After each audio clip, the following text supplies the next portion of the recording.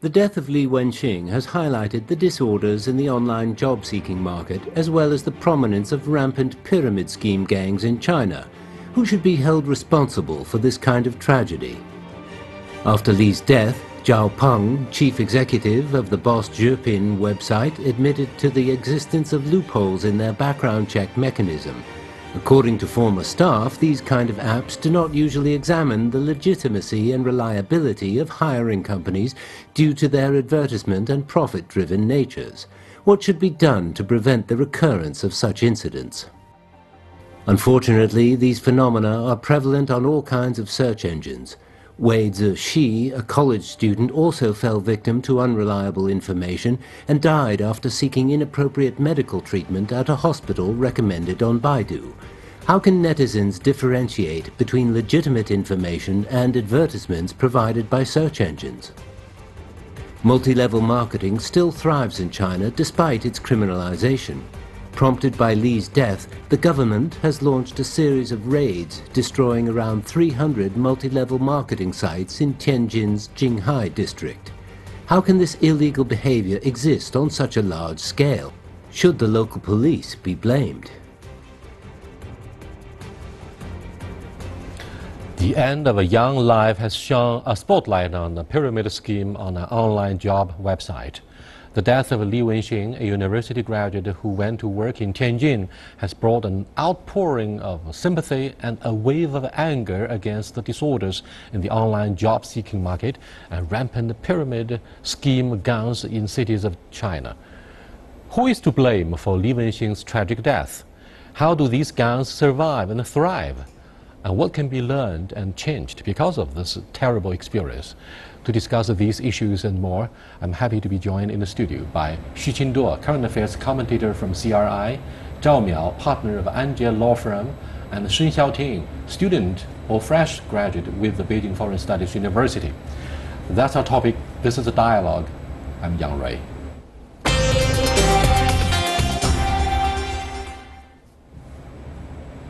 Miao, what can we learn from the tragic death?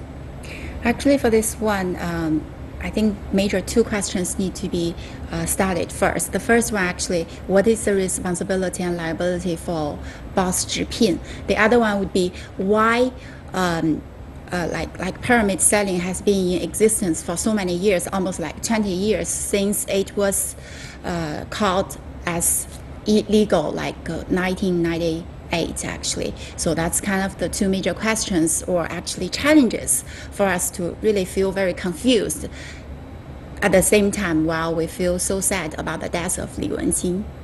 Xiaoting, congratulations first of all on your success of finding a job upon graduation from Beijing Foreign Studies University, which is of course one of the most prestigious universities in China. It won't be a big deal for you to find, but however, what can you say about the bitter lessons of Li Wenxing? Well, thank you for your congratulations, but I really feel very heavy in my heart for him, because he is about the same age, but, well... And from a poor family. Yeah, but we are about the same age while he was in such a case. Actually, I did find a lot of jobs that might have hidden danger behind it. And when I was facing such cases, I have enough knowledge to protect myself, but he is from such a poor background and he might not have enough just enough learning and knowledge from the media, or anyway, he didn't survive such market. But I'm afraid you didn't do enough homework about the background of Li Wenxing. He was indeed advised by not only his younger sister, but his classmate about the dangers and the vulnerability in the process of seeking jobs. But he had such a strong personality, stubborn, wayward. He refused to heed the advice by his roommate. So, Qingduo, what bitter lessons can we learn from this tragedy? Well, I think there are multiple lessons that we might learn from this incident. Of course, for those college graduates, I think I hope the school from now on will give them a lesson, at least a lecture of how dangerous the job market could be, or especially those pyramid schemes, and you got to be careful, And also, I think what we could learn for any individual cities, individual provinces, the government there, they should take a close look at whether there are pyramid schemes running on in their own sphere, and also for those job-seeking website, they should do a better job to check the background of any job ads running on their website. Qingduo, there and all fellows on the panel discussion here, there must be a reason behind the death. There must be a reason behind the tragedy. A closer look at the personality of Li Wenxing, as I said earlier. What can you say? In terms of his personality, actually, I would say there are certain accidental factors. There are also kind of more like necessary. It's kind of destined to be this way because he grew up from a relatively poor family, and he's probably the only star, if not only in his family, but also in the village. So there are a lot of hopes or high expectations on him. And I've learned that, his major in university had been a less popular major to find jobs as a graduate. So he paid something like 100 Chinese yuan to learn a 3-month course and get an internet engineer job. So that's a big investment for him. And he's being laid off like after a short period of time of working, and then he was really anxious to find a new job. That actually attribute to... And perhaps he wanted very much to show to his parents that he has already become economically independent with a good job, despite the tough competitions. What obstacles have you met in seeking the job? I mean, what advice would you give after learning a lesson about Li Wenxing? Just as I said, I think that he might have been a little bit aware of the danger, but he wasn't that much taking it into consideration because he wants the money. He thinks this job is too profitable. And in my case, I found a lot of jobs which are seemingly very profitable, but I tried to think it over and found a lot of information about this job on the internet and from different resources, and that makes me make better choices. However, even if I have found some jobs that are good enough, are suitable for me, the jobs, some of them don't really want girls, because in the translation, in this area, there are many excellent girls, and there are not as much excellent boys as there are girls. By the way, do we have a similar legislation or laws in China that ensures something like the American Affirmative Act to make sure that there must be a good, reasonable sex balance in a company and for a certain group of employers, Qingduo? Well, I'm not aware of the existence of such a practice. No, we don't have in some law to protect working environment, like I think I believe in your working environment or English-related environment, you actually see more girls, many more girls than boys. But that's having something to do with the different abilities. Say in learning language between boys and girls. But in some other professions, you do see predominantly boys than girls. We may all have a consensus that prevention of such a tragedy must be institutionalized. That's true. Instead of relying on one's own instincts or cleverness in the face of such vulnerability and risks in the job market, we need to have, for example, transparency of the background. For example, what do you think of the issue of drastically improving the technological innovation so that in an age of digital technology, we would be able to seek help and assistance from the technology itself instead of relying only on the human brains and the human heart? Actually, a lot of the advocates in the technology industry, they are actually using this as a shield for them to protect them from shouldering responsibilities. They are saying, we are trying to promote the progress of technology, so like impose on us like heavy duties such as scrutinize about doing due diligence background checks, such as this time for boss 直聘, that will impose undue burden, that will get in our way of development, and then that will stop us from creating more jobs, contribute more to the society. However, that said, if we look at like 20 years in the States, technology innovation versus your obligations is always kind of a interactive balance. And on the one side, we encourage technology development, and on the other side, we have to hold them accountable for the liabilities they should actually shoulder. There are social responsibilities, there are kind of business responsibilities, and that's kind of the government kind of function. We can not only leave it to the market, like the market can only grow rampantly. So that's legislation, that's enforcement. Well, if you look at the case, like, there are people are talking about loopholes, whether there are loopholes with this boss 直聘, this website, employment website there.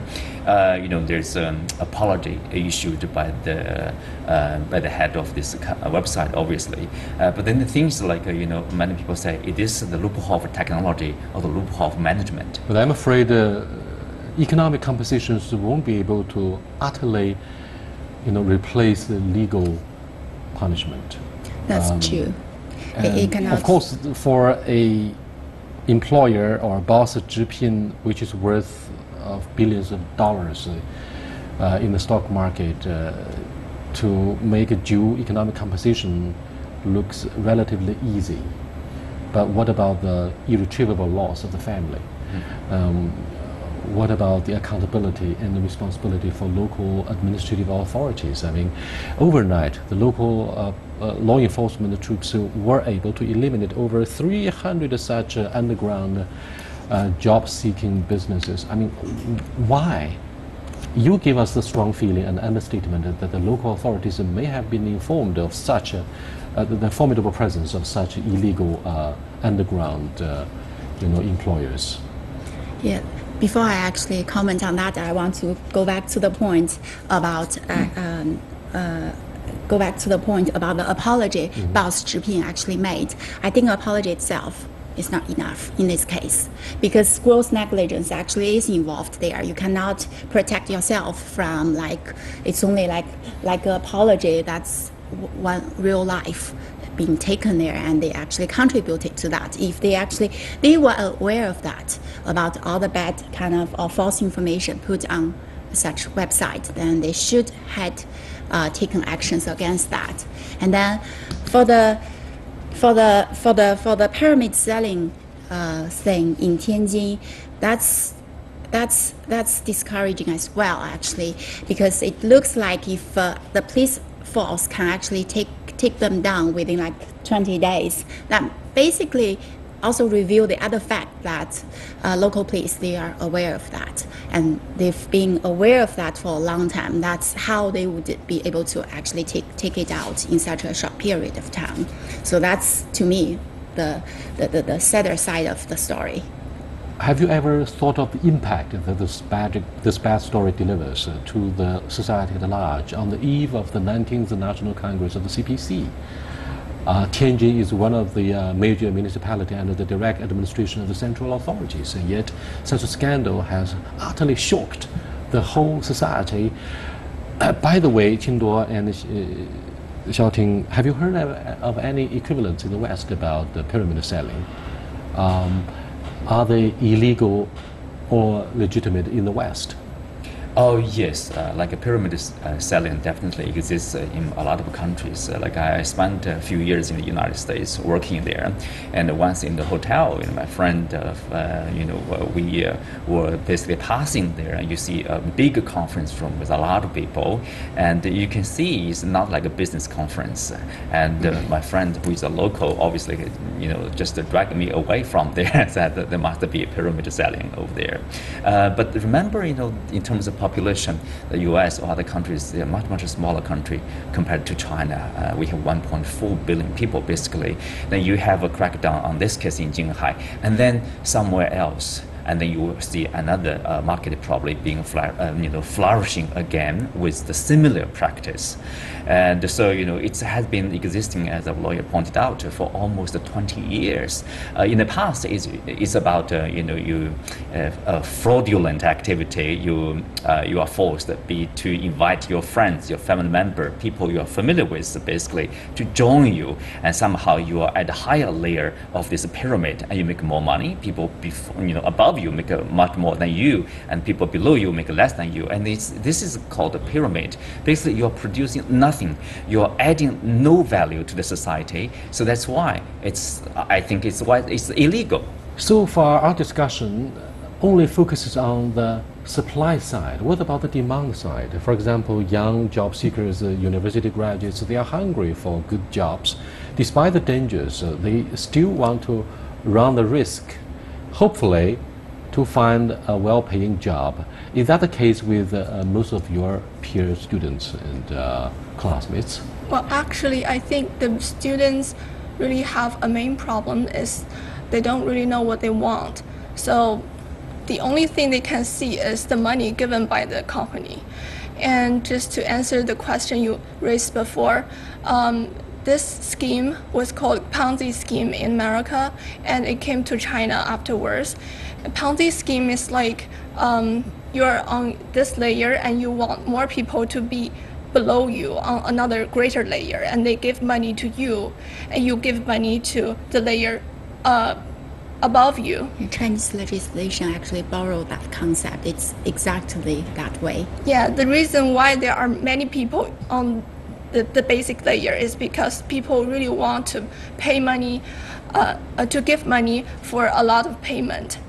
That is to say, for example, they give you 100 yuan and you promise them you will give them 200 yuan. So they see a lot of profit. That's why they strive for it. And I think this is the case here. A lot of graduate students don't, or students just graduated, they don't know what they want.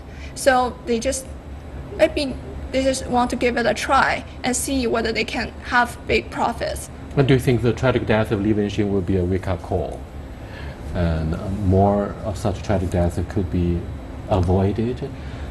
Is that because perhaps of their growing awareness about the vulnerability, or it's largely a matter of legislation? What do you think would be done to sufficiently prevent such malpractice on the side of the demand? I mean, on the demand side, what can be done to stem this tsunami kind of demand? If we're not given enough knowledge about this, how dangerous this is, we'll just only see the profit side and strive for it. But I think there might be another issue that needs to be raised on this occasion, I'm afraid, is are you able to discern the differences between advertisement and true information? It's really now, hard. After the tragic death of Li Wenxing, who died of poor therapy, after searching for information on Baidu, a search engine, the most popular search engine in China, that's the equivalent of Google. His death caused a lot of online discussions.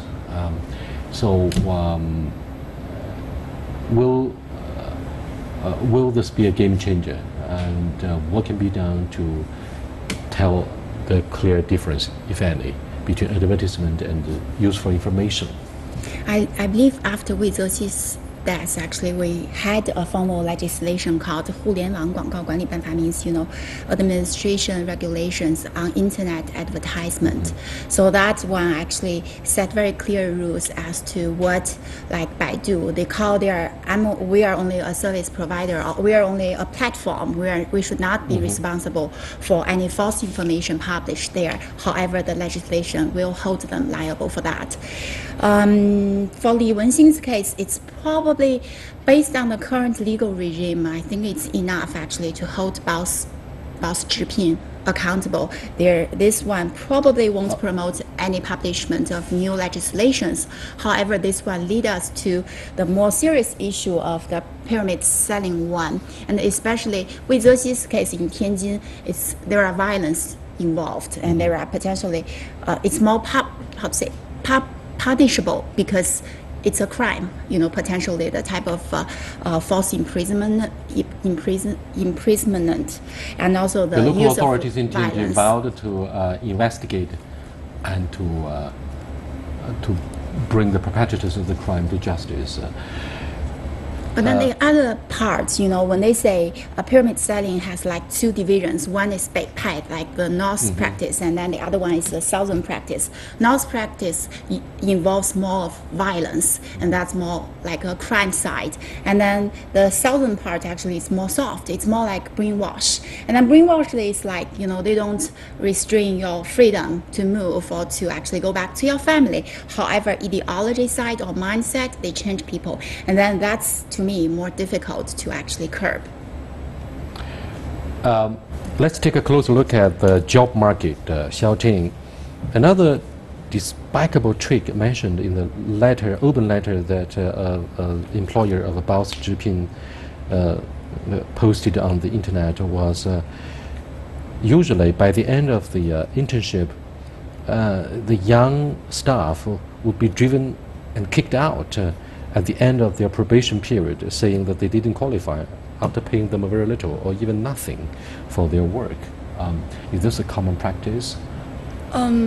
Actually, before I apply for a certain internship, I would go to ask a lot of people who have done this, and I may search this on the internet and see how the social network netizens would reply to this kind of questions and how they would comment on the company. If this company is really like what you said in that open letter, I would surely not go to apply for it.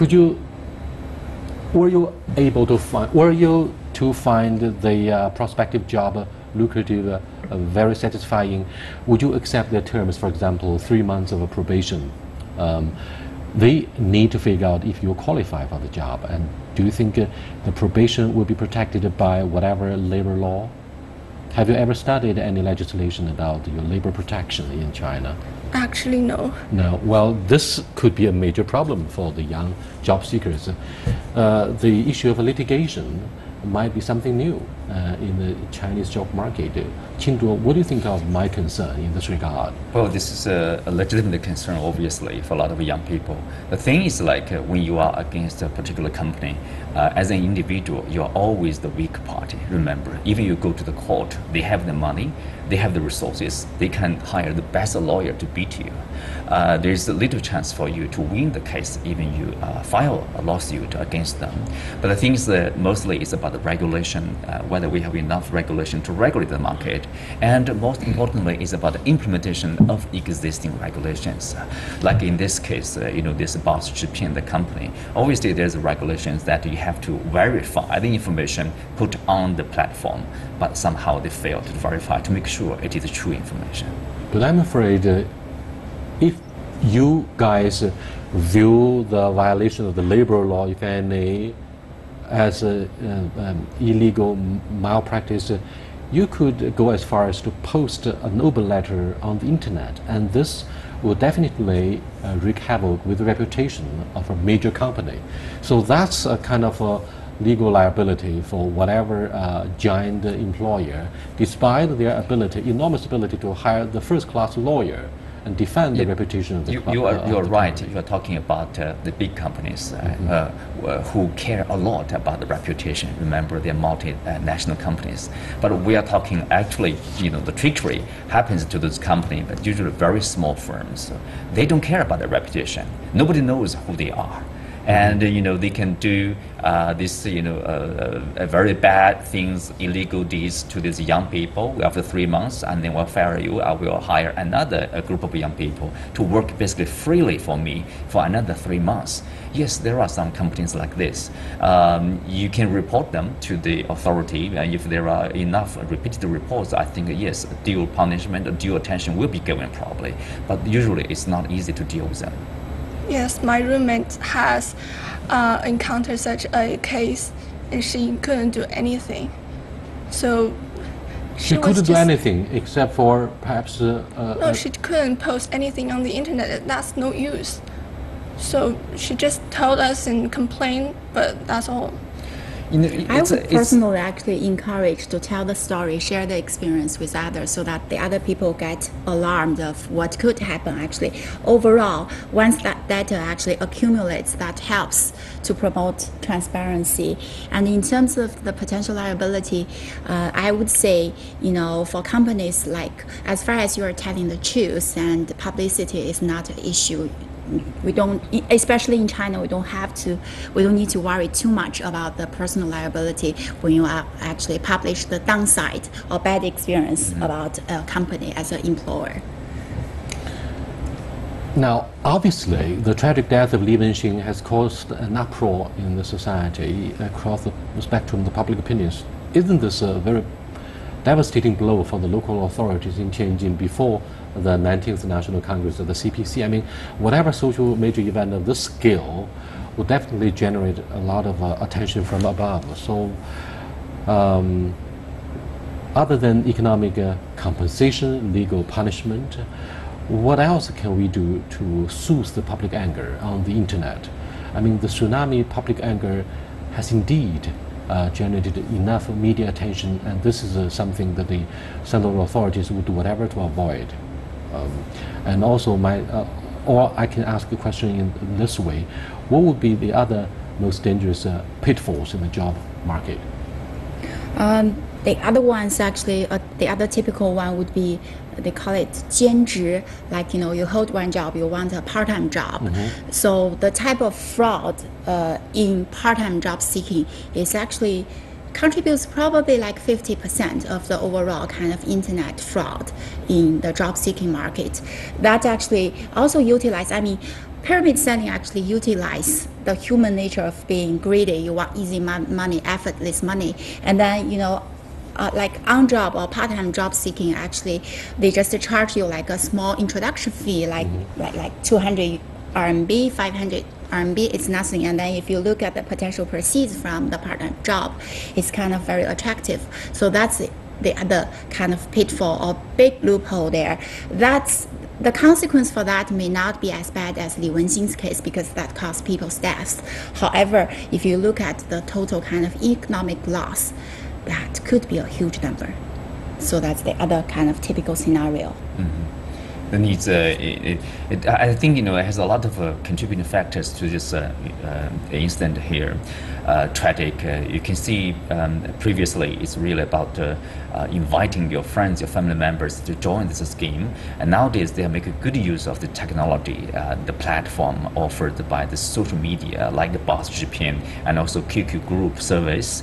So it's easy. One figure I read is about like 80% of those being defrauded actually are college students or graduates of college.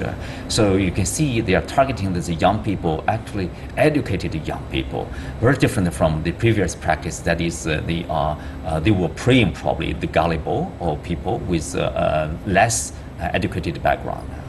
At this moment, I believe those who are following this process and the development of the investigation will keep their fingers crossed for the family who lost their loved one. And this family must have been traumatized by this tragedy. Do you think psychological counseling would have to be provided to encourage the parents to survive the tragedy?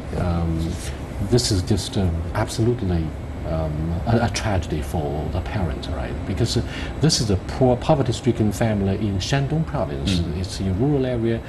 The family pins their hopes on the success story of their son.